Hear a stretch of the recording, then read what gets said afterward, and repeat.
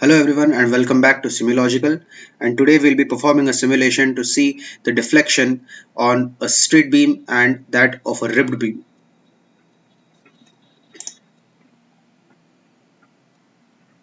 So I'm going to go into static structural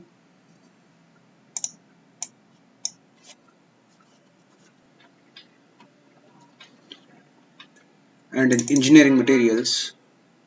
Now which material do we use? Currently I am looking to use structural steel is by default added into it.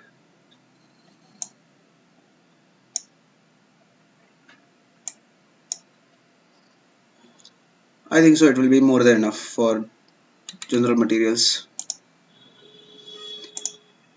We're going to open design modeler.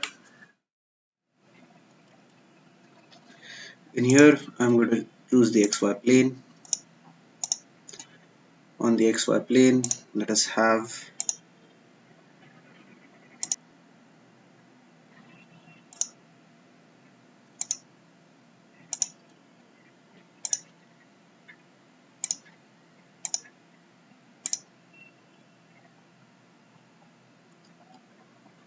okay, dimensions we will have is to 10 minus 3, that's 10 millimeters. We'll have a horizontal one.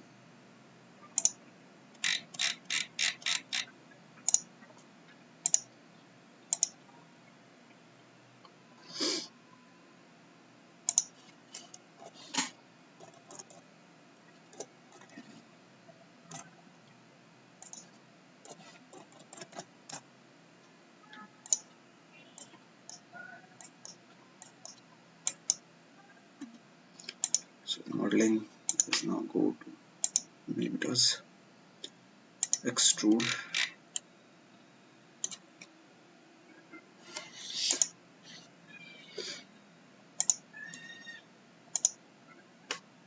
Insert we need in that direction.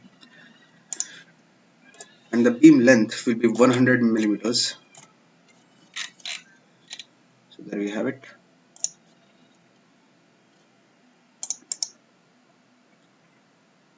Sketch. Now in order to determine where to add the cantilever beam and its force, I'm going to create a new surface or a part of a section on this face. So to do that, I'm going to use display vertices and create split edges. I'm going to split this edge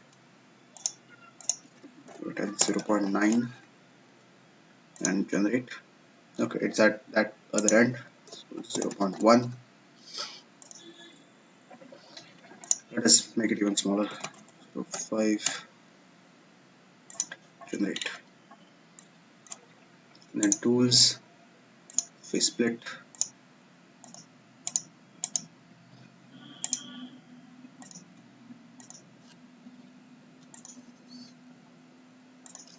Now there are two faces.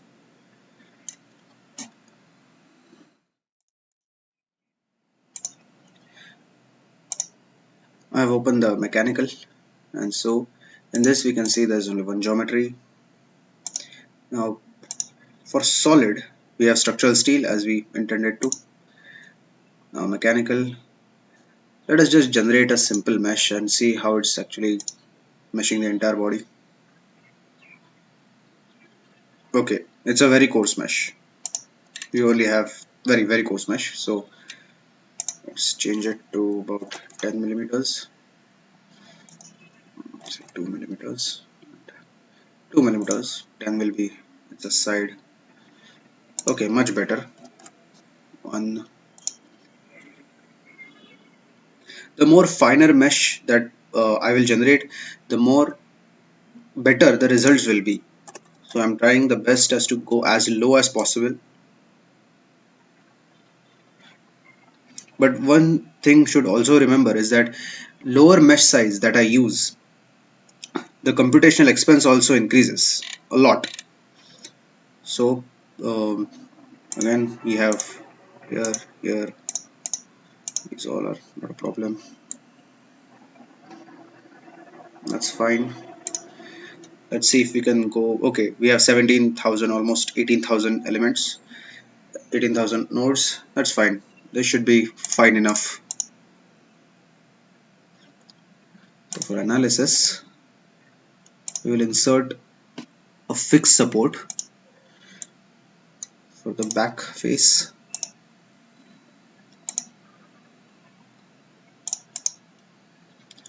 and insert a force onto this face.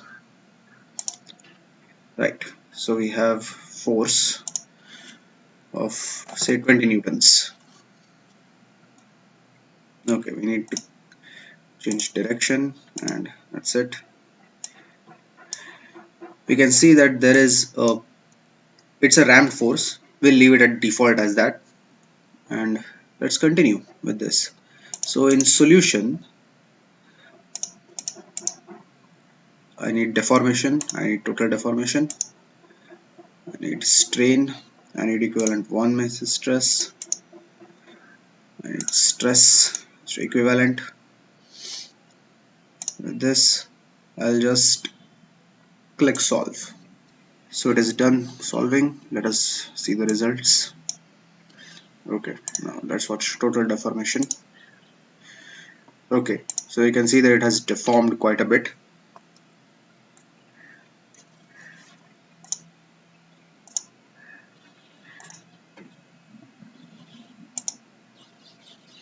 Yes, and this is the undeformed one, the wire mesh, and we can see that it has actually traveled. The deformation is almost the complete length, the complete width of the beam.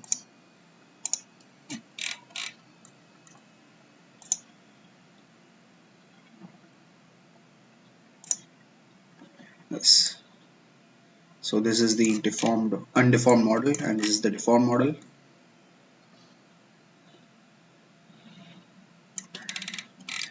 Right. So the maximum deformation that we have is 0.3 millimeters. This is actually an exaggerated version. And let's see equivalent. Right, so equivalent strain. So here, equivalent stress. Stress is also equal to that, similar to the strain. We can see that most of the stress is concentrated at the fixed support, because that is where most of the entire strain will be, because it is not allowed to move at all.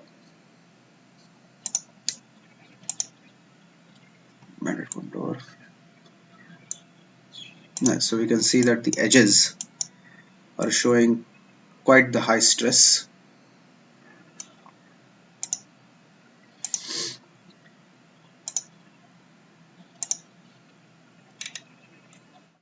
So now that we have done a simple beam, let's go on to the ribbed one.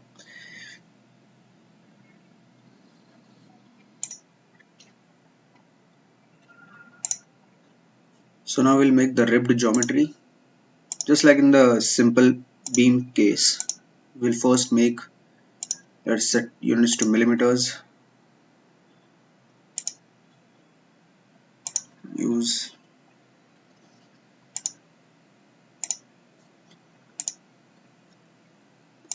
dimensions, vertical, this as 5 millimeters,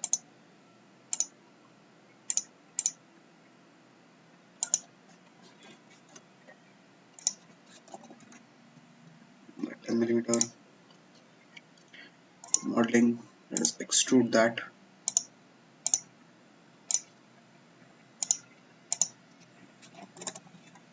100, and generate.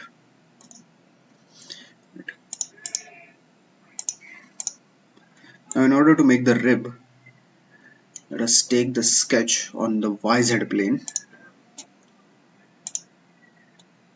and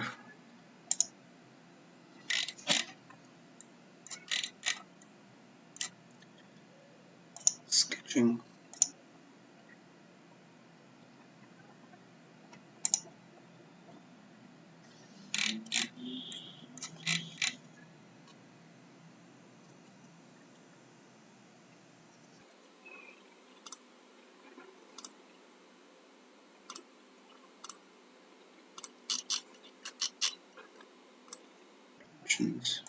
horizontal.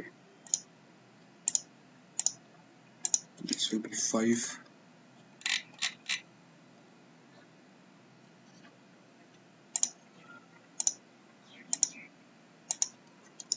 Let us make this 5 as well. And for vertical, this will be the length of the entire beam. So this will be 100.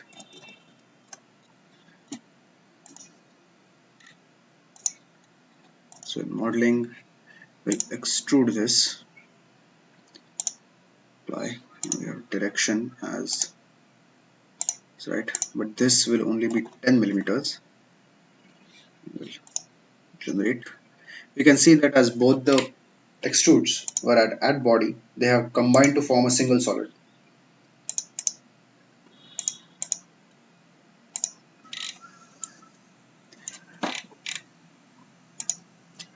And now again, exactly like the first one, we have split edges on these two, 0.05, and generate. So view, display vertices, yes, and tools, face split.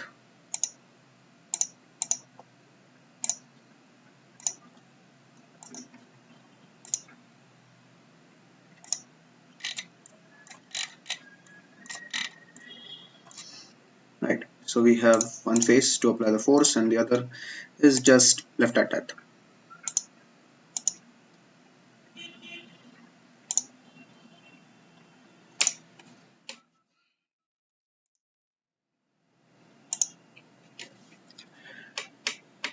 So again, we have material as structural steel, geometry, structural steel, that's fine, and generate mesh, very coarse mesh. So we'll take it down to 0.5 millimeters and generate mesh.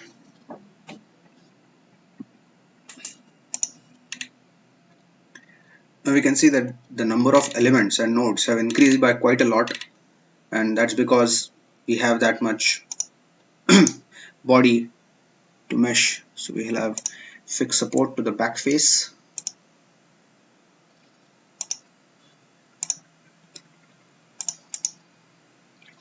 and we have force on this face of 20 newtons.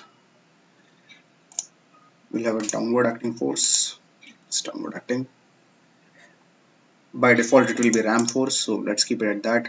Deformation total, we want strain equivalent, stress equivalent, and we'll hit solve. The solution is complete. Let us see the deformation. Okay, so we can see that the deformation has changed quite a lot. It has reduced. It was at 0.3 millimeters and now it is less than half of that. It's at 0.06 right now. So contour smooth and deformed model. Strain, it's fine, and stress. In both the cases, we can see that the stress on each of the faces, that is the upper face and the lower face, is the maximum, and so is the strain. This is because the upper face, due to deformation, is undergoing extension, whereas the lower face is undergoing compression.